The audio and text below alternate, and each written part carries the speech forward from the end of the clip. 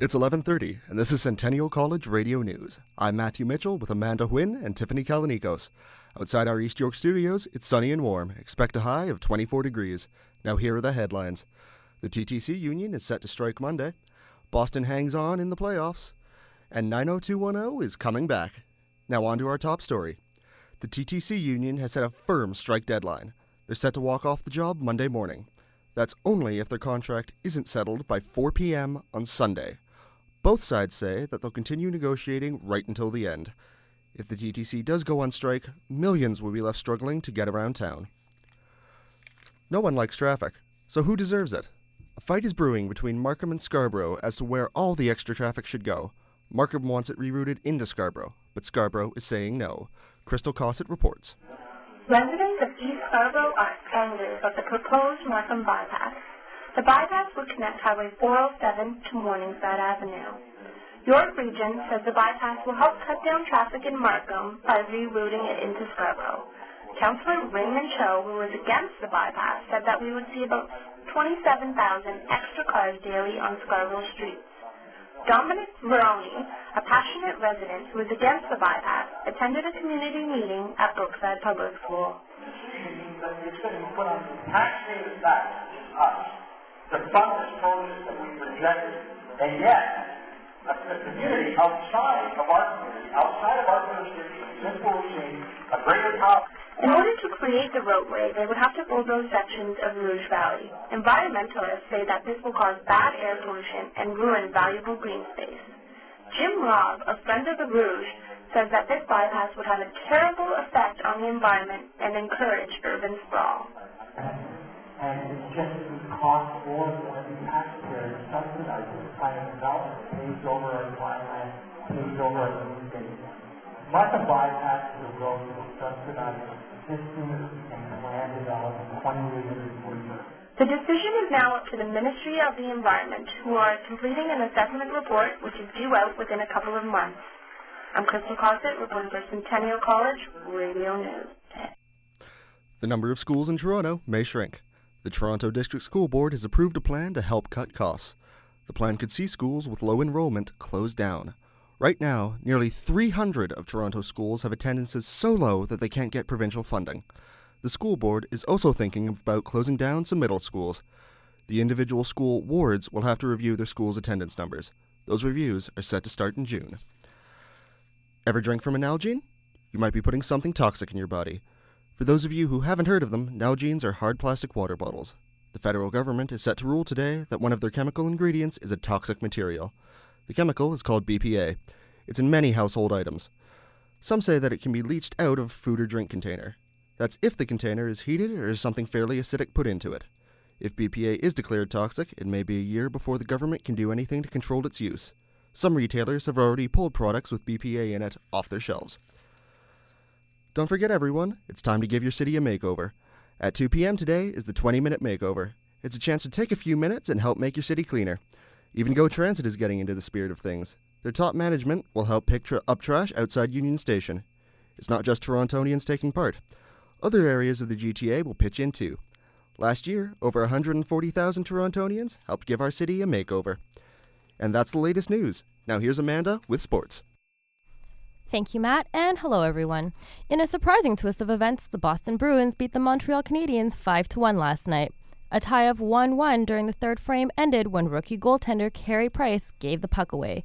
It resulted in a Bruins goal. A power play goal just over 2 minutes later clinched the Bruins win. The Canadiens will return to Boston tomorrow night for Game 6 of the playoff series. In baseball news, the Texas Rangers beat the Toronto Blue Jays 4-1 last night. Pitcher Roy Halladay is credited for giving the Jays exactly what they needed. He gave up 11 hits and a walk. Their offense, on the other hand, is being criticized for not picking up the slack. The Blue Jays have now lost 5 straight home games. The sport of mixed martial arts has been around for a long time. Its popularity has been growing ever since Bruce Lee started using the techniques in his movies. Lately, though, the sport has been gaining a bad reputation. Movies like Never Back Down and TV shows like Bodog Fighting may have made the sport look like just a violent fight. But some say these portrayals are just superficial versions of what the sport is really about. Monica Pack reports. Brandon Moy has been taking part in mixed martial arts competitions for just over 2 years. He says he dedicates 6 out of 7 days a week to train after school and work.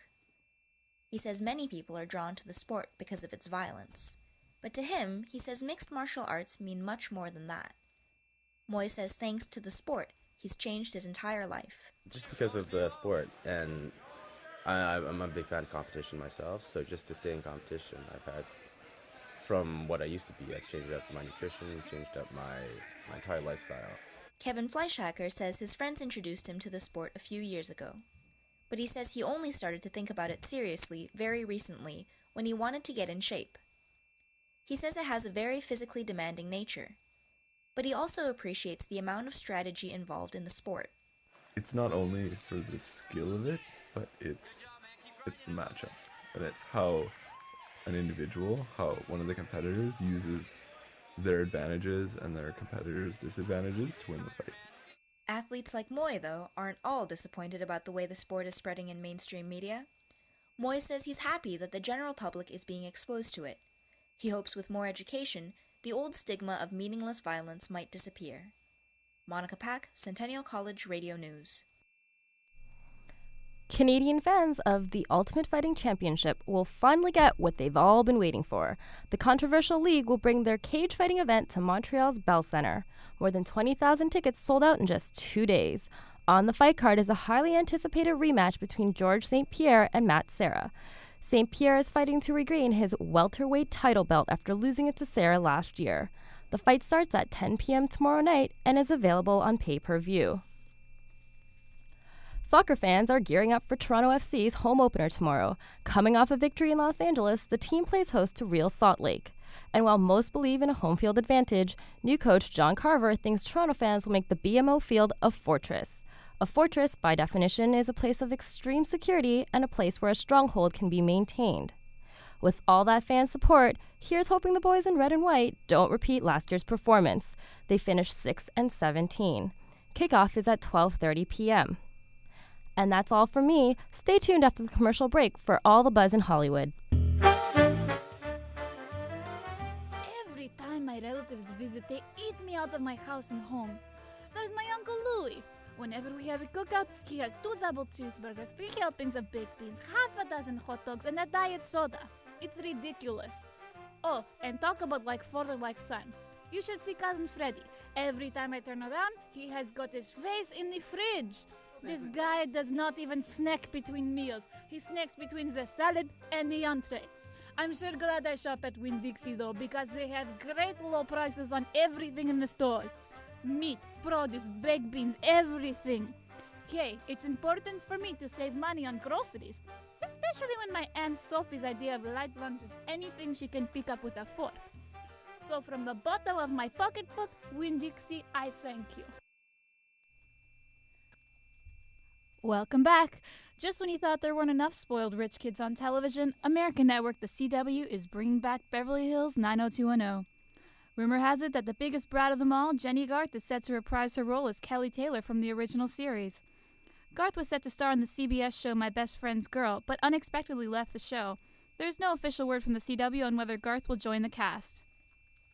Hollywood kids need their nannies, but evidently so do their daddies. Actor Rob Lowe's former nanny is suing him for $50,000 in a sexual harassment suit. Initially, the 24-year-old nanny Jessica Gibson was being sued by Lowe and his wife for violating a confidentiality agreement.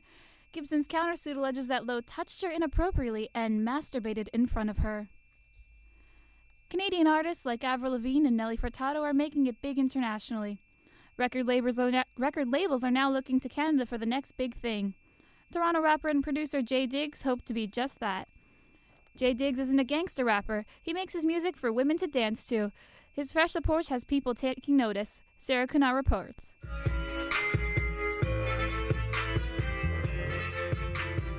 That was a sneak peek of Jay Diggs creating his next masterpiece.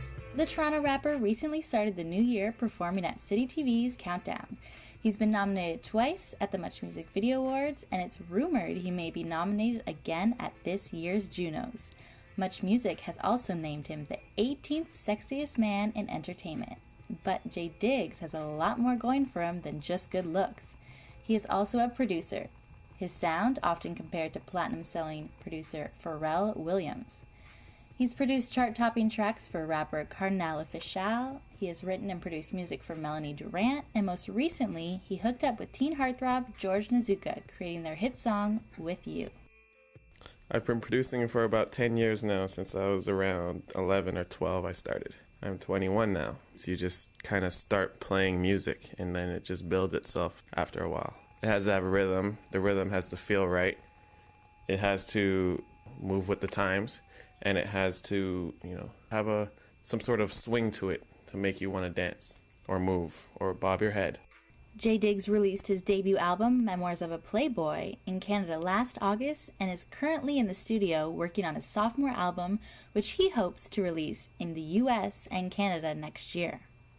Thank you for tuning in. I am Sarah Kunar, Centennial College Radio News. Thanks, Sarah. In theaters this weekend, Jet Li and Jackie Chan team up for the adventure-packed film The Forbidden Kingdom. Al Pacino finds himself in a race against time in the thriller 88 Minutes. And if you're up for a comedy, catch newcomer Jason Segel try to forget his ex in Forgetting Sarah Marshall. That's all for me. Now back to Matt for the wrap. Thanks, Tiffany. That's the news for now. You can hear more news coming up in about 15 minutes on the internet at ondemand.centennialcollege.ca. On behalf of all of us here at Centennial College Radio News, thanks for listening, and have a great afternoon.